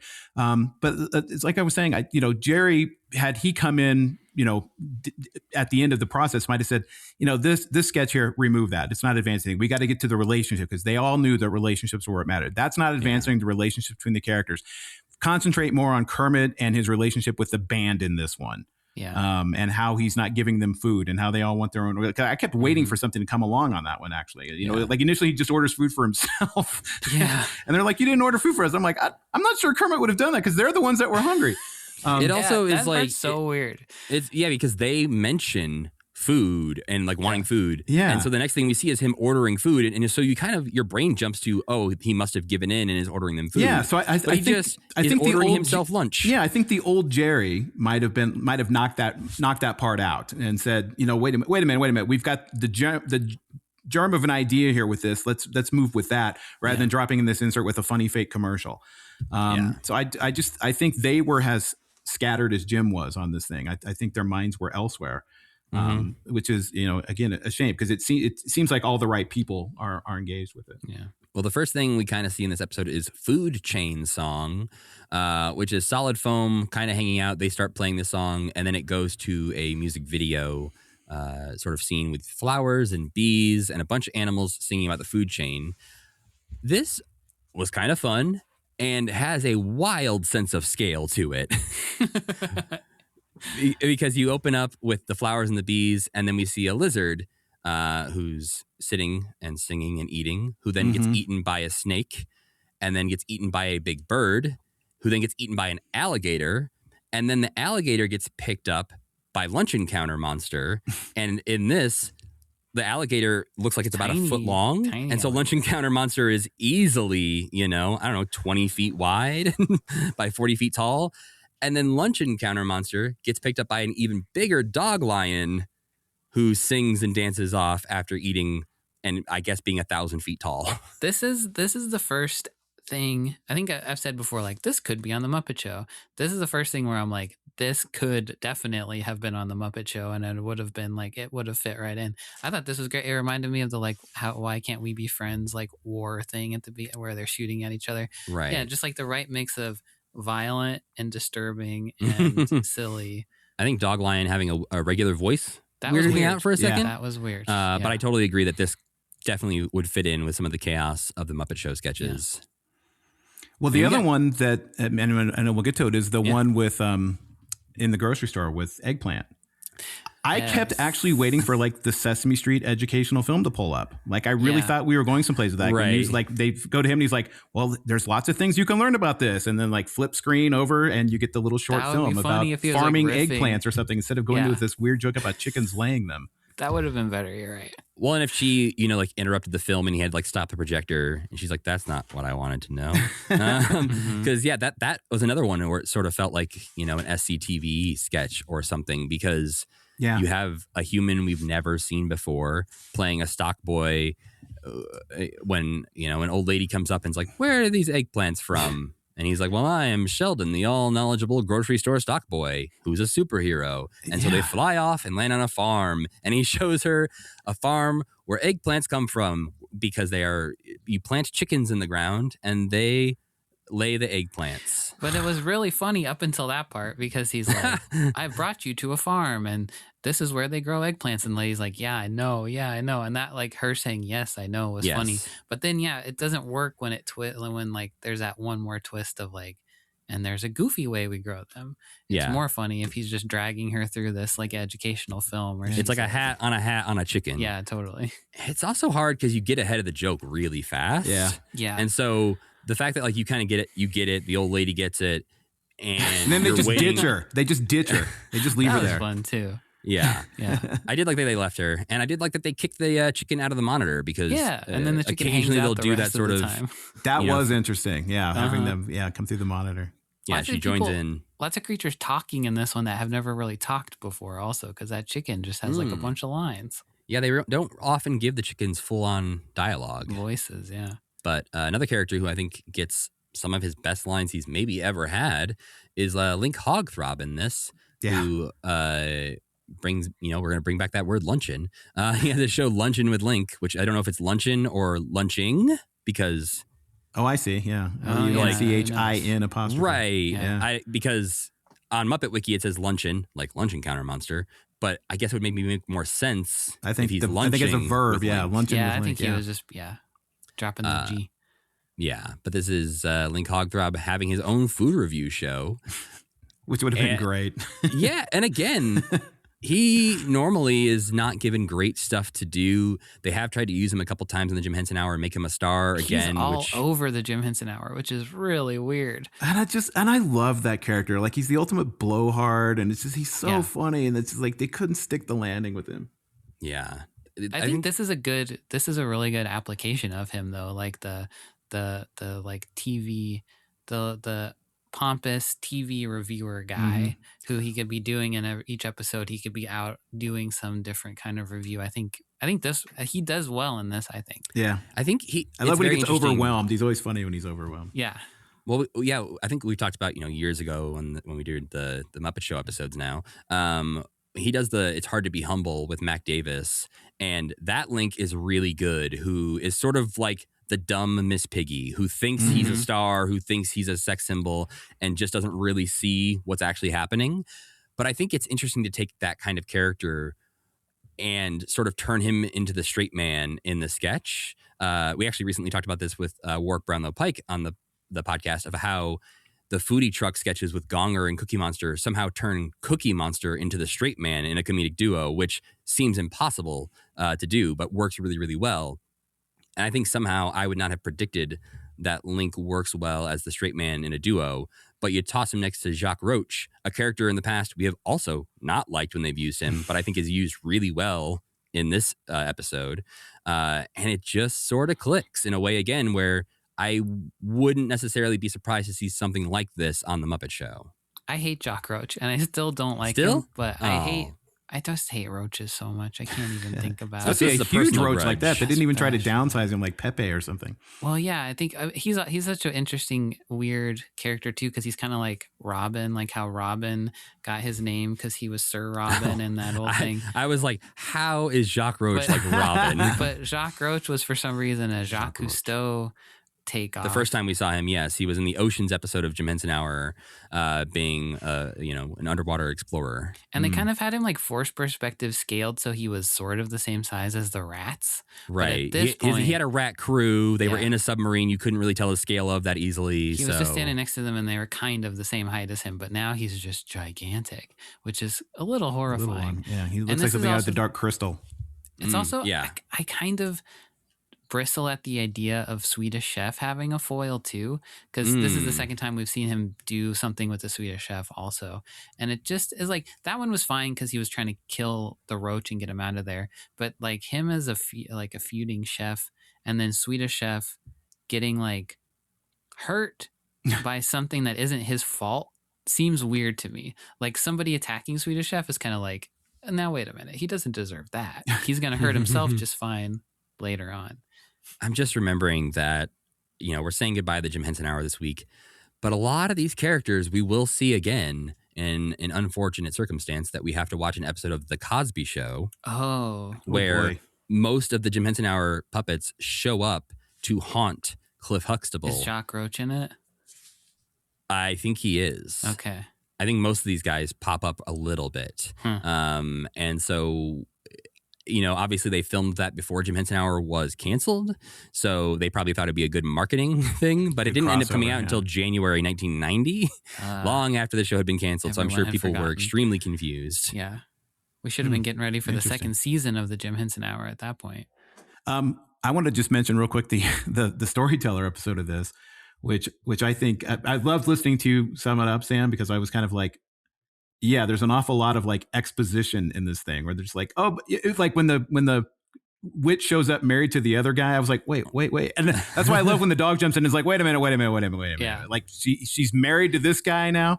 But so I mean that fairy tale itself is a little incoherent, but like if you're going to have an incoherent tale, you might as well have it told in an Anthony Mignello script. Like it's beautifully written. Yeah. And I love the dog. Brian Henson is so good, especially in this one, that I actually had to go back and check. I was like, who is this doing the dog again? Yeah. And he's so good and he's so funny. And I just love the performance. And that puppet is fantastic. The eye work on it. It's just a great performance. But I mean, this is one where like the dog is really the point of view of the audience on this. Cause there were a lot of times when I was like, wait. And the dog comes in and is like, wait, go back on that. Yeah. This is a good showing by a dog. Yeah, like he even like mugs to the camera at one point. Yeah. It's just like, can you get a load of this guy? Yeah. Yeah. Really. I mean, a really good story, like a really beautiful story. And like Miranda Richardson's so great in it. Yeah, this one's got a cast of actually recognizable faces to me, which is still not even always today, true of the yeah. storyteller. Yeah. These storytellers have been a little hit and miss, and sometimes they do fall into this trap of feeling like they have an hour's worth of story that they cram into 30 minutes, which results in some really fast resolutions or a lot of exposition being done by the storyteller and the dog just saying, and then this happened and 7 years passed. And you're like, all right, I'm along for the ride. Because the ending of this one specifically is so fast. Yes. That they're like, we're going to burn her at the stake. But then the Ravens swoop in, immediately destroy the witch, immediately turn back into She boys, just gets and it's destroyed all over. so fast. Yeah. She gets destroyed in like a jump cut. It's Yeah. just like- Yeah. Because I had to go back and play that again. Yeah. Because I was like, wait, what happened? Yeah, and then he's like, and the ravens found the babies at the bottom of a well, and they raised the babies At the bottom of a well. Yeah. And her father was actually killed. And I was like, wait, what? That's When did that my happen? favorite part, because we watched the Sap Sorrow episode of Storyteller has the exact same thing where you very casually learn that the father died. Yeah. And it's like the father has been such a major character as a part of this plot. And then you get so far in that you realize, oh, the guy's supposed to be dead at this point. Oh, so the dad died. Don't forget that. Yeah. And you're like, Yeah. wait, the dad died? It's like, not important. Moving on. Yeah, again, and that's why the dog is so funny, because when they're like, and then the prince's father was married to the witch. The dog's like, wait, no, she was married to the other king. They're like, oh no, I like John Hurt lectures the audience. No, he died, and you're like, okay, all this happened off screen. They are sort of front loading it. And then the other thing, Sam, I love listening to you summarize, like, and she has lots of babies, and I was like, within 3 years. Man, Yeah, This is all open those within that things up. window of 3 years, 3 months, 3 weeks, 3 days. I think after the first two, you'd be like, this My baby, I goodness. don't think I should have a third one, probably. I think I know did the what's gonna math. happen. It is possible. It is, the but rate at holy which cow. she had the babies. Yeah. Because there's a couple times they very specifically will say, it's been 2 years and 2 months since the last time they lost the baby, right? Like that. And so I did some of the math and I was like, okay, you could conceivably, for lack of a better word, have done this. Conceivably. The latest she could have conceived her first kid would have been 8 months after she took the vow of silence to save her brothers. Okay. So in that 8 months is when she met the prince. They fell in love by the water and then made Things up are married. moving a had a little family. faster. Yeah, back yeah, then, yeah. That's true. It's not too surprising. But she was under a lot of stress. Like, I'm surprised that she was able to conceive a child living in the same house with the witch who killed her father. Again, but God, I tell you, that moment when she wakes up and the doll is laying next to her was is scary. genuinely terrifying. Yes.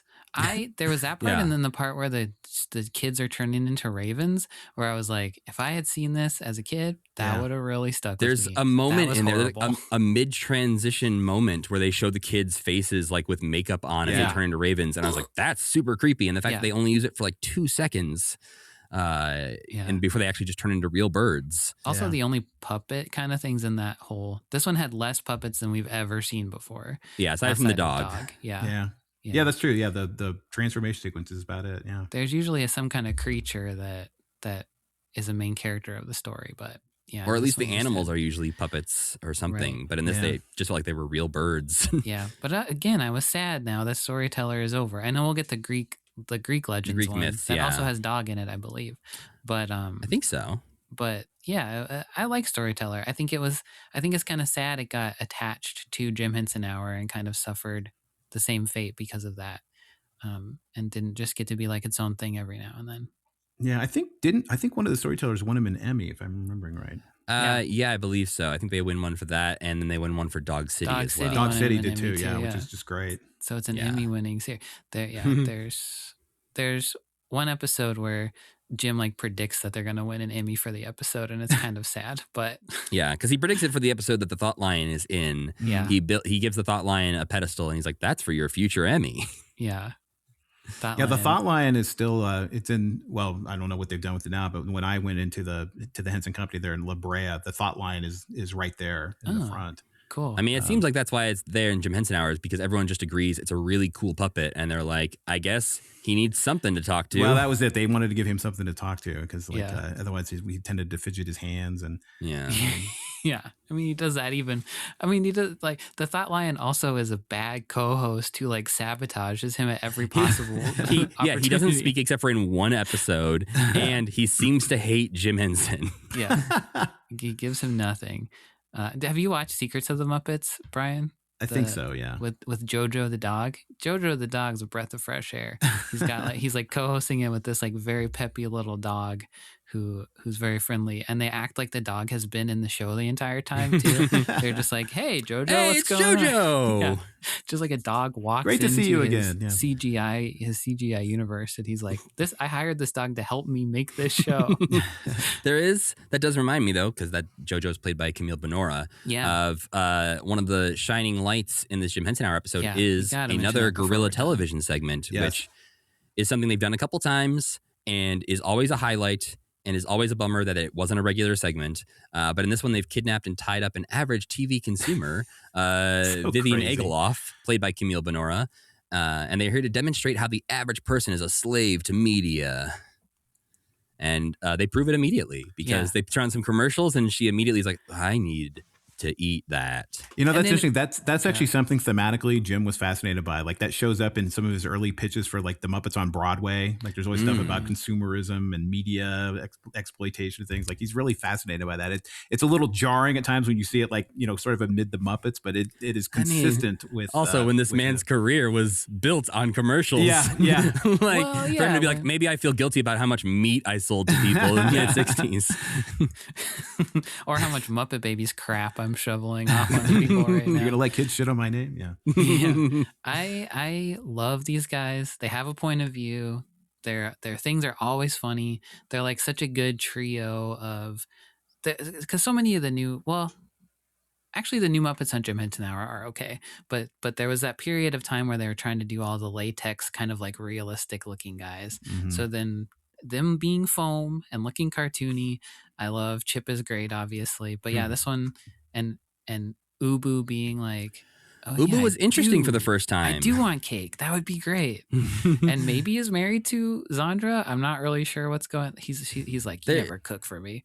Yeah, there was. He's like, you read a book once and now you never cook. Yeah, I think there are some of the more interesting new characters, and so again, I think we've talked about how it would have been interesting to have a little segment of the Jim Henson Hour be hacked every week, but Yeah. I guess when you're trying to cram the Muppet Television into half of your show, Yeah. and you have so many ideas already and so many new characters, Yeah, and see, and difficult. that's still remnants of like his initial pitch from INTV. Well, we like, saw way that back again when. in Little Muppet Monsters, where Yeah. that whole thing is these kids are making their own television show, and so it really is a pattern we keep seeing. Is he loves the idea of characters taking over a TV studio, taking over a theater, or whatever it is, and Well, so I mean, again, isn't it fascinating that the pieces of this that work are the pieces from the initial pitch before they made him jumble everything together?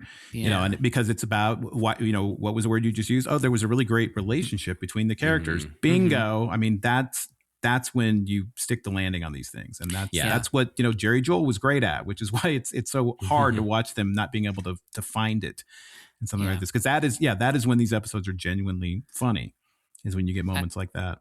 And I do think if he had pitched, what's it called? Not Liquid Television. INTV. Yes. I think if he had pitched that with these characters, it would have been more successful probably. Yeah. I think the gorillas are in, if I remember, I may misremember. I think they're There's someplace in the INTV. think some of these right. characters are holdovers either from the band in that or just background characters, and so they definitely reuse some of the same puppets. Yeah. The closing number of this is You and Me, which sounds like a song that's Sounds like a real, real but song. I don't think it is. I don't think it's a real song. And yeah. it shifts genres mid like tempo sometimes, and you're like, okay, I don't think this is a real song, because no real song would actually do that. But it's a pretty solid closing number. It's kind of, in hindsight, knowing this is the last time we see this kind of thing, it falls a little flat, but it was all right. Yeah. It's interesting. The songs like our Fraggle Rock team, right? I think you're That right, makes because I sense think we with the- learned that in an episode and we're like surprised. Because I think similarly to the writing of the scripts, where we're like, okay, you have the best people working on this. Yeah. And yet these are not as good as the things you've done before or will do after this. Yeah, I think it's just, again, a lot of network interference and changing. And, there's a reason there's not a big book about the making of just the Jim Henson Hour like there is about Fraggle Rock and things, because Fraggle Rock had all this encyclopedia created beforehand. I mean, these weeks and weeks of creative direction that they're making choices, whereas this feels a little bit more of like, here's what we want to do, here's what they're making us do, let's make the best of this. Yeah. Everything you want to do it, but in a half hour. A few other thoughts on the Three Ravens before we wrap up. I did love when it's wrapping up very quickly. They're, going through what happened, and the dog's like, wait, she didn't wait a full day to say it. And he's like, oh, yeah, right. The princess spoke 3 minutes too soon. Her youngest brother had to keep one wing from his raven days. And that's But it was all. worth it. But everybody was fine with it. Yeah. He's like, I don't mind. Do you mind? That was a very odd And way then in the very last episode. The only of time the show. he ever does this, he turns to the camera and just says, the tale of the Three Ravens. Yeah, And you're like, he's never once just said the title of the thing to the camera. It's like we have exactly 4 seconds left to fill storytelling. But John Hurt's so great in these. Yeah, he was really funny in this one. Yeah, that is one of those examples again of just like what might have been. Like, I mean, he would have just kept going on and making more like that. And that was a project that was really important to him. Just really loved Storyteller, and it was, as you know, and like sort of came out of his work with Lisa on it. So really important to him. And they're so beautifully done, and they're so beautifully written. Even when you do have to enjam a lot of information, they're still just so beautifully written. I can't remember the exact line, but I just love how he keeps, every once in a while he'll turn to the audience, he'll say, "But she couldn't, so she didn't." I think he does that once or twice, and I'm just like, that's just such a great line and a great delivery. It's just like really beautifully done. It is interesting that, again, in your book, there's a note about how when INTV was originally being put together, it was because Jim was making the Hans the Hedgehog Storyteller episode. And he was like, okay, this may not work. It's kind of a wild concept. So let's have some backup. Let's make a completely different kind of show as a fork in the road. If they don't like this one, maybe they'll like this weird one. And so the fact that those two just end up being mashed together at the end of the day, I don't think that's what Jim was originally picturing when he said, let's have a backup. Yeah, again, which is why it's, such a shame what ultimately happens with this, which is, again, take all those great ideas you had and put them all together. We want that, and that, and we want them all at the same time. Well, we're done with Jim Henson Hour now. We are. We're done with Jim Henson Hour. We have a weird time period coming up where we're about to talk about a lot of Muppet Babies and Ghost of Fafner Hall, which is... Oh, Ghost of Fafner Hall, right. And yeah. Then, what are you, Teenage Mutant Ninja Turtles? Yeah, it's a wild run we're about to hit because we Witches. go Muppet Babies and Ghost of Fafner Hall for a long time. And then we get Little Mermaid's Island, The Witches, Ninja Turtles, Cartoon All-Stars to the Rescue, Muppets at Walt Disney World, Sing, Sesame Street Remembers Joe Raposo, and then Jim Henson's Memorial. Wow. And so it really is like this, we're wrapping up this monumental Jim Henson Hour right now. We got to take a little detour for some Fafner Hall and Muppet Babies. And then we come back and it's just like, boom. These huge projects finally paying off right as Jim passes away. Where it is wild to be coming to the end of Jim Henson's life in this, 5-year journey of a podcast. I don't think if again, you asked me 5 years ago, I don't think I would have realized how that would have hit me the same way of watching all of this stuff, knowing and feeling this impending doom as we approach the end of his life and knowing that no one who's working on any of this stuff knows what's happening, but we do as we watch them. Yeah. That is easy to forget. Yeah, I mean that's all part of the tragedy of it in a way. Yeah. Well, it's definitely commitment on your part that you guys are stuck to this the entire time. So. I mean, we're bound for life. We got a lot more to go. Yeah. Yeah. At this point, chapters. We don't even speculate when we're going to be caught up anymore because it just feels like a fool's errand to try and assume that we're going to catch up. So now we're just along for the ride, enjoying everything we get to watch, and so grateful that we are, in an era where so many of these things are available thanks to people who have preserved them over the years. Well, I'll be happy being a relative term when you talk about his last days to come on and talk about that again. That was one of the really fortunate things that happened. It was, one of the people that was really involved in getting the bio done was Al Gottesman, their personal attorney, who'd been their attorney forever. And I went to him and I said, do you have Jim's medical records? And he said, I do. And, there's hoops you have to jump through to be able to release stuff like that. And he worked with the family and I had access to his medical records, which is why I knew exactly what happened in Jim's final days and exactly what time it all happened. I had to have somebody who knew how to read medical records, translate some of them for me. But just absolutely heartbreaking. But, I always tell people that if you were moved by that last chapter, you can thank the family and Al Gottesman for that, who really made it come home, from giving me access to his full records at that time. Well, as somebody who was listening to the audiobook version of that chapter this morning, I will say it is incredibly well done and also very moving. And yeah, the detail that's in there is, it's a hard read or a hard listen, depending on how you're going through it, but it is, important. Yeah, there was preserved. actually one moment in there where I think my editor was just like, I think this is too graphic. Yeah. But we left it in just because I think it matters. Yeah. But there were some concerns of reading through that. He's like, I think some of this might be a little too graphic, but we didn't take anything out. Well, yeah, thank you again, Brian, for joining us here today to discuss this thing known as the Jim Henson Hour. Thank you, guys. Yeah, we really appreciate it. Hopefully it's not another 5 years until we have you back again. But I do, there is something nice and bookmarked about you being here to talk about sex and violence, and then you talking about the end of the Jim Henson Hour with us, because I feel like that is a sort of full circle moment for Jim Henson. Very serendipitous. I liked it. Thanks, guys. Yeah. But aside from, obviously the Jim Henson biography is something that if people who are listening to this podcast have not read it, they definitely should. Where can people, pre-order The Capital? I appreciate the promotion on this. You can always find me on my own website, Brian J. Jones. Spell out J. I'm not the dead Rolling Stone. BrianJJones.com. There's tons of info there. You can follow me on Blue Sky at Brian J. Jones. You can follow me on Instagram. The same thing. I always try to lock up my own name on all social media. So you can find me almost any of those places. And you'll find me running my mouth there. But I do talk Muppets and Jim Henson and George Lucas and Seuss and everything else from time to time too. So I hope you at least have a little fun as well as getting wound up. I'm excited for the Capitol. I'm going to read that for sure. Good. I'm glad. I'm glad. Like I said, it's a little bit of a bigger swing for me, but I think people will enjoy it because ultimately it's about people, and that was the really fun part of the book. Well, before we get out of here, I want to ask both of you guys real quick. Is there anything non-Muppet that you watched or read or listened to this week that you enjoyed? This week, so this week I'm actually in the midst of one of the things that, when you've been writing a book, like you tend to stick to just reading things on your topic. But I really wanted to read about the Marx Brothers. I'm a huge Marx Brothers fan, and I asked Blue Sky the best books on the Marx Brothers, and one of the suggestions was a book called Monkey Business, which I am now reading. And another one they recommended, the General Collective recommended, was one called We're Three of the Four Musketeers, which I bought as well, but it's a little more about their stage work. So I'm going to read that second. So that's what I'm presently making my way through, is a biography of the Marx Brothers called Monkey Business.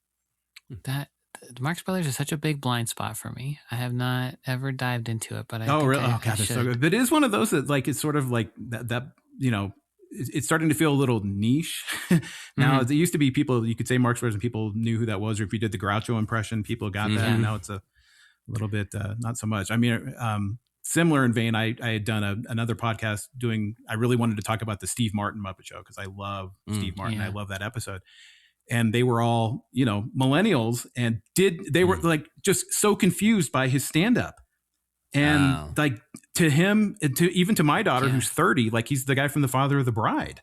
Yeah. They didn't know he'd been a stand-up comic. I even said this literally to my barber the other day, and he's like, I didn't know Steve Martin was a stand-up comedian. so it's just so interesting, like generationally starting to watch as stuff moves in and out. I mean, it was sort of what I had run into with Washington Irving, for example. Like, he was the biggest writer of his day, and sort of that bust tumbled from the mantelpiece at some point. And people starting to know him a little bit more now, but just, really. And the Marx Brothers are kind of like that. It used to be you could be like, hey, it's the most ridiculous thing I ever heard. Like, do the Groucho mustache or Joe or voice or something. People don't know it as much now. So Chaplin is still kind of up there, but the Marx Brothers not quite as much. It all went downhill when they made the Vlasic pickle stork stop talking. Exactly right. At least you knew the reference though there, Sam. So. Well, yeah. That always has bothered me, because he still got like the mannerisms, but he like doesn't talk like that anymore. So it's like he's got a pickle because it's like a cigar. Come on, guys. Sometimes a pickle is just a pickle, though. Yeah. You got to watch Duck Soup, Sam. I think you'd like Duck Soup. Oh yeah, okay. So good. Even without watching anything else, I think you can just watch Duck Soup and enjoy it. Okay. Yeah. Okay, I gotta check it out. So, and I still have a number of, I'm mostly caught up on Star Wars stuff. Andor, of course, I was a huge fan of, even from moment one. So if anybody out there who's a Star Wars fan who hasn't watched Andor, please watch Andor. It's so good. Yeah. Not even just like the best of Star Wars, but like the best of television. Absolutely. Yes. So good. Yeah. So good. And then, of course, living here in New Mexico, I was really enjoying. And even if I hadn't lived in New Mexico, Pluribus is just fantastic. Vince Gilligan back in his X-Files zone there. And it's just, so every episode is surprising, which I just really love. You never know what you're going to get, and they're all so good. And she's fantastic in it. Creepy show, too. It just so It really is. It really is. But, once you get past sort of the science fiction-y setup of it, it's like, what does it mean to be human? Yeah. What does it mean to be lonely? What is it? Right. It's so good. Well, Sam, what have you been watching? I watched Frankenstein last night, the Guillermo del the Toro new one, Frankenstein. That was kind of boring. Oh. There's a lot of cool parts where Frankenstein's kicking people's asses and like ripping people's heads off and twisting people in half and stuff like that. That was cool. I don't know how I felt about it. I think a lot of the acting was really fun. It was like fun to watch, but there was a couple moments where I'm like, all right, this is wearing out its welcome a little bit. But Jacob Elordi, really good as Frankenstein's monster. I think he deserves to have been nominated for an Academy Award, and I think the movie deserves to have been nominated because it's beautiful and yeah, mostly it's beautiful and it's nice to look at the whole time, and people are wearing ridiculous outfits but overall it's kind of like a little bit less than the sum of its parts, I found. But still worth a watch. And there's some great gore, like surprising. I was surprised how when they're building the creature, there was just moments where you're like, "Bull, I can't look at this." But and Oscar Isaacs is such a douchebag. He's chewing the scenery up so good, and it's just like he's like B movie, like over the top.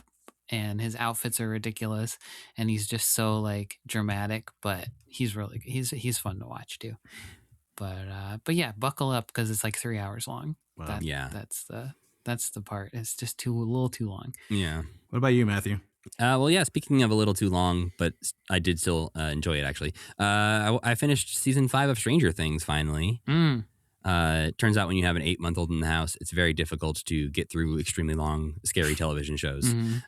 So yeah, finished off season 5, and I thought they did just fine. I did not look into much of people's reactions on the internet to it because I didn't want to be spoiled. So finishing it and then going back and looking at some of the problems people had or what people were saying about it, I was kind of surprised at how mad some people were about that, when ultimately I enjoyed that series as a whole. And I'm kind of surprised that, they stick the landing pretty well. I have not. I've watched all the rest of it and have felt not compelled at all to watch the new season. I think honestly, like, waiting until it's all done and then watching it as quickly as you can is the best way to do it. I think if I would have watched it the 2 episodes at a time and having to wait a couple weeks or something in between, I would not have had as much fun as we did of like just being able to go right into the next one. Yeah, I watched seasons 1 and 2 when they came out, but then I never got back into it after that. I guess I should go back and finish it. I mean, they kept putting so many years between seasons that it was hard to remember what the heck happened the last season. And there's some moments in season 5 where they show flashbacks to season 1 and you're like, they were babies. Like these children were that wasn't so 5 years ago. young. Yeah, and it's so wild to show like those flashbacks in the same episode because you're just like, oh, like, that's a different person. 6 months ago when I was 15 years old. Yeah. It's like, oh yeah, all this stress in our life has really aged us. Yes, that's right. They should have said something like, go into the upside down, time moves Yeah, different. you go back and forth. It's like Interstellar. It's like every time you come back, you're like a year older or something. Yeah. Or every season they're like, oh, I just got over being really sick. Sorry about how I look. Well, I got to let you all know what we're watching next time on the podcast. And the next time, we are headed into uncharted waters, folks, because we are headed into September of 1989 as we dive into a brand new series, because we are going to watch and discuss the first 3 episodes of The Ghost of Fafner Hall, a show that we know almost nothing about.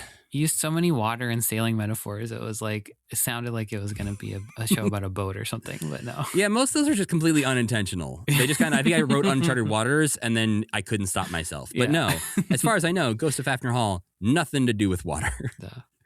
But yeah, we'll be watching that. If you want to watch along with us, it's on Tubi. So you can check it all out on there. But we're also going to watch a few clips from the Emmy Awards ceremony where Kermit and Miss Piggy appear and Jim wins his Dog City Directing Award.